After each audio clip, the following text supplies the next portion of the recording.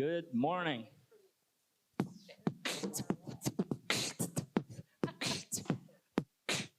That's how I start all my panels, for some reason. I don't know why. There's no good reason, but I feel like that's the right thing to do. I guess so. All right, so let's do intros. Why don't you go first, Dovas? That was my intro, so. Part-time beatboxer, but full-time HelloFresh lifer. So I've been at HelloFresh since 2014. I joined as the second marketing person in the UK office. They shipped me over to the US to help on some marketing stuff. Never wanted me back in the UK. So it's been 8 years now. And before launching our pet food subscription business, I launched our value business called EveryPlate and grew it from 0 to roughly $400 million in revenue in 5 years. So a lot of hungry people in the US, touch pretty much every single marketing channel there is, and today excited to share some learnings about whitelisting and growing on paid social. Cool, and I'm Andrew Case. I'm the co-founder of NoonBrew. NoonBrew launched exactly 2 years ago, and we are a superfood tea for the afternoon slump. And then we also have a product called NoonBrew, which helps you sleep better at night. And yeah, it's been going quite well. A lot of different challenges that we're overcoming, which I'm happy to talk about through it. Hi, I'm Caroline. I'm one of the co-founders and the COO of Grapevine. We are a whitelisting marketplace to help brands scale UGC content and creative and landing pages, and have been pleasure. I've really enjoyed working with everyone up here. Awesome. So Caroline, why don't we start with you? Can you define what whitelisting is? Because I'm a brown guy, so I don't know. Can I whitelist? No. Yes, you can. Everyone can. So for those that don't know, whitelisting is using a third-party handle to advertise on a paid social channel. So that could look like a publisher handle. It could look like an influencer or creator driving traffic, whether to an editorial article on a publisher site or else to your own branded site, but using that UGC from the creator, everything coming from a third-party voice. Goal is to engage a different audience and engage new customers through that social proof, convert them at a higher rate because they're really engaged, and then ultimately see lower CPAs. And do you guys do whitelisting currently? Yeah, we use whitelisting from Grapevine, and we also just whitelist through my page too. So what we want to do when we're, on Facebook, is make sure that we have a surround sound. So we don't want it to just be from NoonBrew's handle. We want it to come from NoonBrew's handle, from a whitelisted handle that we have from my subscription addiction, my own handle. So that's that surround sound that you have when you click on an ad. We find that that's very effective.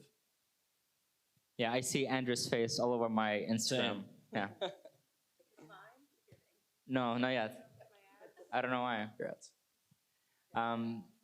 For us, same. I guess the classic saying is that you don't really want to say how good you are. You want other people to talk about you in a positive manner. So that's really what whitelisting is having third parties kind of use your tone of voice, use their own UGC environment to create content for you. I think one important question for the audience before we kind of route the discussion and tailor it a bit more is how many people here don't currently whitelist? Hands up. Okay, so majority of people do whitelist. So I guess when we share learnings, it's probably one step further. So where does whitelisting fit in for you guys? Is it bottom funnel? Is it top of funnel? What does it do? I think it's top, bottom, and middle. Yeah, I think that it has a lot of potential, and I think that prospecting is really good. I think that bottom of the funnel is like, you want to have different types of messaging within top of the funnel and bottom of the funnel. So like bottom of the funnel will be more of like a testimonial, where top of the funnel is like a comparison ad, I would say. So yeah, I think that there's just a lot of testing they have to do, but it's all throughout. Same here. We generally don't run reach campaigns on paid social. So I guess in a more technical way, most of the ads that are on conversion are more mid and lower funnel. On different brands, because within HelloFresh we have, I think, 6 brands now in the US. So some of the brands do very high-level celebrity partnerships, and then they do more reach campaigns, and that's like pure top of funnel, and then the result there is not really conversions, but more lift in click-through rate, and that way you justify the investment in celebrities. In our case, most of the people that come to our site convert actually within the first or second session, so it is a very narrow window, so we do expect kind of immediate return for whitelisting. And when you whitelist, like, what do you see as the biggest difference between the stuff that's non-whitelisted and coming from the brand? Yeah, so we found in the beginning when we started whitelisting that we were able to pretty much double our paid social spend without increasing the CPAs. That was a huge learning, that when you add more people who talk about you, about your brand, you're able to find the right partner that can produce content at your level or even better. That was kind of like a huge learning for HelloFresh across brands, is that we were able to find partners that they can produce stuff that we cannot produce ourselves.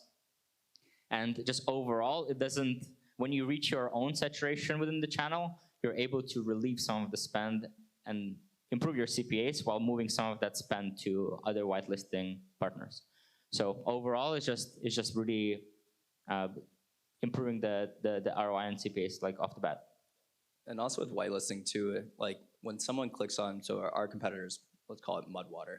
When someone clicks on a Mudwater ad, then like after that, they're gonna get ads from all of their competitors.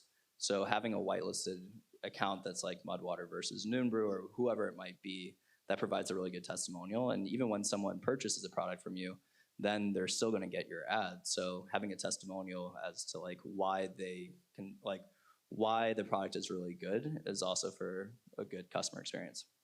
And we also see that brands, when they whitelist, can say things they might not be able to say or get approved by their brand team if it's coming from their own ads and from their own handle. So like the Mudwater versus NoonBrew that Andrew mentioned is a great example, where brands might not want to say that coming from the NoonBrew handle, because of course NoonBrew is going to say that they're better than Mudwater. But coming from a third-party handle, you can say that more easily and more believably. Caroline, you guys mentioned that you're a marketplace. How have you seen the difference in metrics between creators and the publisher side? That is a great question, and something that we are looking at on a daily basis. I would say that it depends a lot on the brand and on the content that they're messaging. So a comparison, for example, we might see perform better from a publisher because it has that authority to it, and a review and a testimonial, that UGC video performs better coming from the creator because it's more of their personal experience. The comparison or a roundup, say, 5 top anti-aging serums as ranked by a beauty editor, that performs much better coming from a publisher handle where, again, you have that expertise and that authority. Have you guys done your own UGC or whitelisting outside of Grapevine? And what was, how is that different than doing it with Grapevine? Yeah, so I think in general, like whitelisting, some of it is done to broaden the reach. So a lot of it is through content creators, through influencers. But some of it is to actually expand your authority and then partnering not with people, but rather with publications. So I think those separate routes are both very complementary to each other, and we've done both, and we scaled quite a bit. In terms of doing our own UGC, that's my dog, Ray Ray. I'm now growing his Instagram account so I can do dark posting or white listing or brown listing. He's also a poodle. So with that in mind, we did a lot of UGC content ourselves. We were actually very successful with creating some of the ads that went I wouldn't call it viral because it's a paid ad. Yeah, but there's one ad that we created within the team. It was our best performer for 2 years straight. 0 marketing budget, 30 minutes of production and editing. Yeah, so UGC by itself is extremely powerful. But then in terms of how can you actually diversify your content, how can you kind of outsource and delegate creative production, because often you don't have enough hours in the day to keep up with the production. Yeah, having a partner is very important, and yeah, Grapevine is one of the examples, and we definitely rely on that quite a bit. Yeah, I think it's the same. I mean, we do UGC in-house, but having a partner that understands direct response marketing is really, really huge. And also within our demographic, it's, older female, and being able to just call on Grapevine and say like, hey, we need older females within these ads versus like me having to DM them on Instagram or like get my mom to do it, like is great. Yeah, that point that Andrew made again at the end there is super relevant, and a reason that brands come to work with us is for us to do the heavy lifting. It can be a very tedious and painful process to find creators, write briefs, negotiate deals, come up with the angles, go back and forth on revisions. And so for brands to have a partner, especially as we head into Q4, which is already a super crazy time of the year for them, that can do all of that heavy lifting, so that way they can just run the ads, is a huge benefit that we see for them. I'm curious, how do you guys set up your ad accounts, and what % of that is whitelisted versus coming from the brand? So previously, before ASC, at first we had just a separate campaign for whitelisting. Then our Facebook reps were really pushy to consolidate the account. And then we put everything just on an ad level, and then we allow the algorithm to actually optimize for the best ad, regardless which handle it comes from. And now with ASC, kind of like there's very few ad sets. We allow the AI to target the best customers for us, and it works really well, despite all the iOS changes. Yeah, so working with a partner like this, it would be a separate campaign within ASC, and then you just have all the new ads flow through there. Yeah, same. We just consolidate everything within ASC, and we're trying to continually consolidate because we do a bunch of website plus shop as well, but we can't run whitelisted traffic through that. So yeah, we're trying to consolidate within ASC and then just have like a testing campaign and then a scaling campaign. And for both of you, what's the split between coming from the brand and coming from whitelisting? So within our account, it would actually vary very, very often. So it's not really a set amount. A good benchmark is probably 20-30% whitelisting, 70% your own.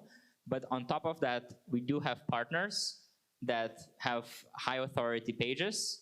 They produce their own content, and they also run for us. And that could be up to 100% of our own media spend. That basically they're able to double our reach, double our conversions, while keeping the CPA flat, which is something that allowed all the brands within the HelloFresh group grow really fast and profitably.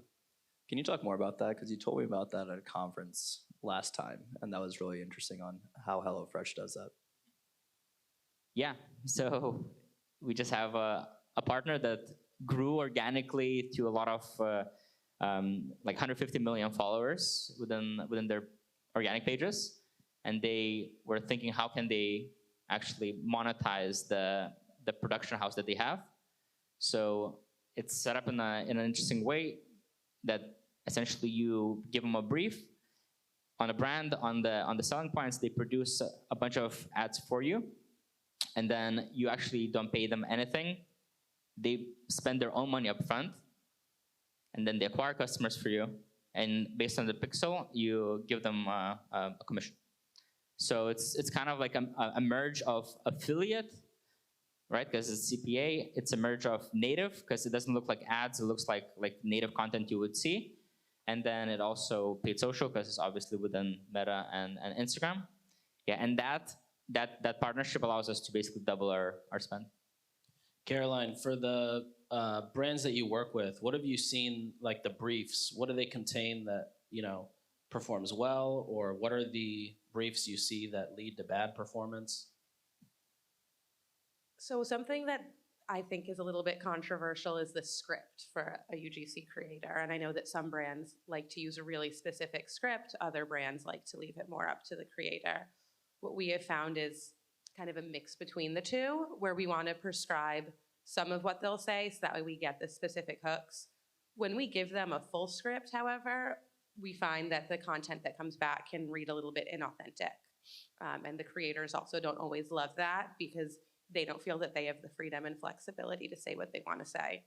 So for us, the briefs that have worked really well include specific shots, tips about how to take great photos, the lighting, all of that. And then for the video, hooks, like specific hooks to say, and then film yourself doing X, Y, Z, and talk about this type of problem statement and how this product was a solution. Here are some ideas, but not necessarily, again, scripting it word for word. It also allows us to get back a lot of content that we can then mix and match and continually edit, create new iterations to continue to find winners for brands. For all three of you, last question before we do a couple Q&A, but if you were starting a brand today, how would you approach whitelisting? Well, I launched a brand 3 months ago, so yeah, whitelisting already is a very important piece of our mix. Still, there was a period in time where paid social, people thought that Meta is gone. TikTok just didn't have the right algorithm to scale ads. It was more like an awareness play. And then now we came back to a place where Facebook actually knows who the customers are. So we're very much reliant on paid social still. And in order to broaden our reach and not have too much frequency within the same ads, and also have enough velocity of ads hitting people from different angles, it's a must. Yeah. Yeah, I think the same. I mean, whitelisting would definitely be in our marketing spend, but I think that what I would do differently with whitelisting is just constantly refresh creatives. And I think that that's something that we haven't done as efficiently as we need to, but being able to constantly come up with new different concepts and being able to use whitelisting to go after different types of pain points that we can't do from a brand perspective. That's how I would approach it. Yeah, I would say for the brands that we work with that are newer stage, nailing your own brand messaging and audience, and then adding whitelisting on top of that, launching one campaign that you have really high conviction will work, and one that's a little bit more of a test. And that way you can learn from both of those and then tailor your messaging going forward. Cool. All right, let's take a couple questions from the audience right here. Thanks for the info. So mostly you're all talking about whitelisting on Meta. I'm interested on your take on whitelisting on TikTok. Yeah, Spark ads, right? Yeah. So in our case, we've been trying to make it work quite a few times, but we haven't made it work. Mostly because we're obsessed with direct ROI, and having that in mind with TikTok, it didn't happen. So the last time I personally did it was about 8 months ago, and it was still not there. I don't know if there were more recent successes within TikTok. Yeah, we haven't had too much success within whitelisting on TikTok. It's mostly been on Meta. We've had some hits and some misses on TikTok. What we've found is if we produce videos that are TikTok friendly and run those on Meta, that's where we see a lot of success, and then you can again test it on TikTok. Also seeing more brands lean into Pinterest, Snapchat as other whitelisting places and seeing success there. Cool. Yep. How do you balance whitelisting versus something like working with influencers when it comes to content not created by the brand? And then part two, for Dovas, I'm curious, what was that ad that was successful for 2 years? Maybe you've seen it on your Instagram and you're like, why did this guy look familiar? Basically, the history of the ad is that I just wanted to inspire my team that anyone can create content. And I was scrolling through TikTok just looking for a trend, and there was the Yup Nope trend. And I just made the Yup Nope with, I don't know, myth, fact, and launched it. And literally within hours, it went like this in terms of conversions, and CPA went down. That was the first ad that we made it work on TikTok. And then that was the learning that if it works on TikTok, if it scales like crazy, it should work in other placements that are similar. So we transferred it to Instagram. So altogether, that one single ad spent $4 million over the 2 years. Did you try to replicate, and was it successful? Yes. Now with my dog, actually. So if you haven't seen the ad, I promise you will see the ad, especially if you have a dog. And the question was, how do we balance? So we see influencer channel more as a top of funnel channel. So we want people to know about our brand from influencers. We give them, every single influencer gets a code, but we know that the voucher redemption that we see are only, scratch of the surface. So we have the checkout survey where people, when they buy, we ask them, where do you first hear about it? And then we compare the difference. And that's basically true influencer CAC. Yeah, so influencers more for building interest, generating awareness, moving people below. And then on the whitelisting, it's a whole mix. It's people who have never heard of your brand, people who have been interested in your brand, but now they wanna know the comparison, like Andrew mentioned. Yeah, and people who are ready to convert, and there's extra push from a third party saying, yeah, they're legit, they're great. Yeah, same. We use influencer from more of like a top of funnel perspective, whereas whitelisting, since we have a little bit more control over what is being said, we can sell them harder, I would say. Cool, we got time for one more question. Who's got the last question? Yep, right over here. I think one of you mentioned that you do UGC in-house. I'd love if anyone has opinions on benefits of creating your own UGC versus finding the right partners. We do UGC in-house, and we also use other agencies as well. But the benefit of doing UGC in-house, like you can just take your iPhone and make an ad and do it within, I mean, that's what we did with one of our more successful ads earlier this year. I was just on a conference call and I was like, I have an idea for an ad. I whipped out my iPhone and just like talked into the camera, and we spent like $1 million on that ad. So it's, yeah, like I think that UGC in-house just allows you to move a lot faster, and like you're gonna know your brand better than anybody else. But having UGC externally, you can work with a lot of different creators that you might not have access to, and you can go into different angles and you can start to target different types of personas. But you don't have like an in-house content creation team that makes UGC. It's just your team doing it. Yeah, it's just like myself, and we have a head of content and creative. And I guess a quick comment there is that a few years ago, with the rise of TikTok, the saying was, don't create ads, create TikToks. And that really changed the mindset and the requirements. So we really try not to overthink the content. We just see, you know, we find a trend on TikTok, or we just see something that someone is doing that's scaling. So we try to get inspired and replicate ourselves. Of course, we had discussions whether that's on brand or not a brand, but as a data-driven company, and obviously everyone here is very data-driven, let the performance speak for itself and not really, you know, get kind of paralyzed by all the different options. But it needs to be branded font, it needs to have a logo, it needs to have a product placement. Yeah, so the thing, the example that I mentioned took literally 30 minutes from finding the trend, writing the script, shooting it, editing it, and then doing the ad setup. 30 minutes, and that's our most successful ad.